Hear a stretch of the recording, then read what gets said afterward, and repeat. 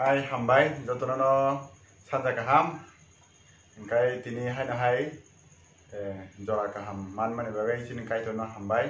tini wan subi mia a jora kaham mana nai kai tor subai tongma bisingtei sakman kaham tono bisingtei haino hai tini bono lobnani jora kaham mangka on bagai hambai tini sung resab laina make omo subrai no mane omo ke anam jomatia resabo singar engke ngetai swine hingga aro Gobindo Jomatia ngai tau je chol tongo tau ro samna hingga sino ro singar phaijak ro bin khuktui bini te sinimung bono ro nai ang saglak ngai norok jodi sini rosamung no sajagoi tong hangke subscriber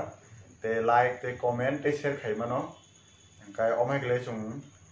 tebo buskango agok lainai te buskango tebo kalainai ngang takungno jora ro bo bini sino mung na bagi jotonan sari kaham ani mung kai nipas de broma ang samung krengya pia tam ning gang kai jora kaham kai to somoni bagi remani bangai lobni bagi belai khatungjak kaini bagai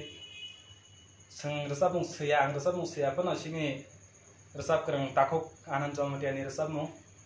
bini resabung seng follow khlai kai tino lobnai tai jang tongo sini kitab tamnai ata somir bini mung kai bo belai kitab tam kreng tai bano logi rekha ojora sentao phadi katino lob laina norok hamza ka hanke tam sanam sun comment like share khlaiman